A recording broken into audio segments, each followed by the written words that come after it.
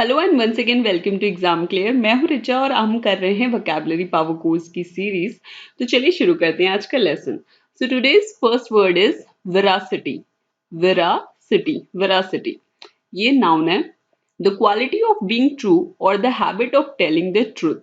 इसका सीधा और सिंपल मीनिंग है सच्चाई या सच बोलने की आदत। Synonyms are reality, truthfulness, correctness, reliability, probity. Antonyms are deceit, dishonesty, falsehood, lying, unfairness, falseness, hypothesis, imprecision, inaccuracy, inexactness. इसका एग्जाम्पल है I doubt about the veracity of the statement given by the minister.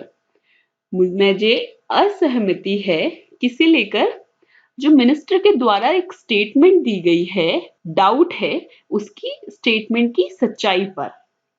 Veracity होता है सच्चाई, तो जो minister ने statement दी है उसकी सच्चाई पर उसे डाउट है। So the second word is refute. Refute form wise ये वर्ब है to say that a statement is not true और एक्यूरेट विदाउट गिविंग प्रूफ। जैसे हम किसी चीज को मना कर देते हैं, किसी चीज को इनकार कर देते हैं, किसी चीज का खंडन कर देते हैं, कभी कोई चीज को मानने से इनकार कर देते हैं, तब हम क्या वर्ड यूज कर सकते हैं वहां पर? Refute. Synonyms are disprove, confute, rebut, deny, disaffirm. Antonyms are prove, embrace, accept, demonstrate. चलिए इसका एग्जाम्पल देख लेते हैं। The committee refuted his proposal at the first blush. यानी कि कमिटी ने उसके प्रपोजल को पहली बार देखते ही क्या कर दिया? रिफ्यूट यानी कि मना कर दिया, देखते ही उसको इनकार कर दिया।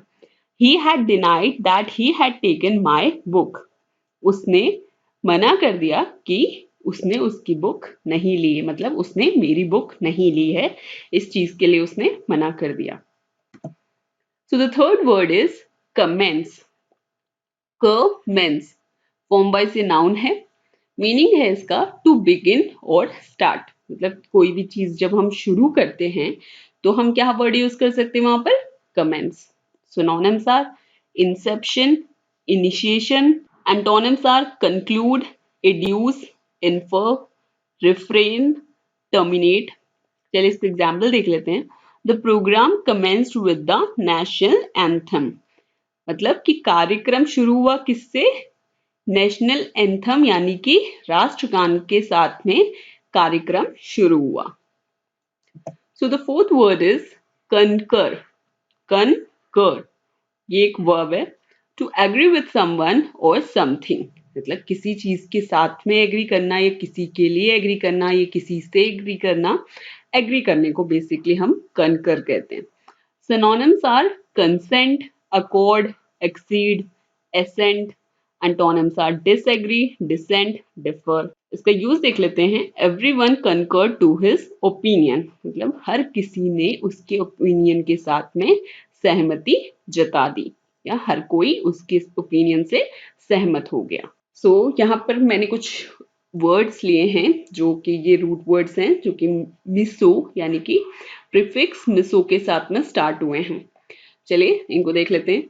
वन हु हेट्स मैरिजेस, मतलब ऐसा पर्सन जो मैरिजेस से नफरत करता है या फिर हेट करता है, उसे क्या कहते हैं हम? मिसोगैमिस्ट। एक चीज और, जहां पर जैसे आईएसटी सफिक्स में आईएसटी लगता है, वो क्या रेफर करता है? पर्सन को।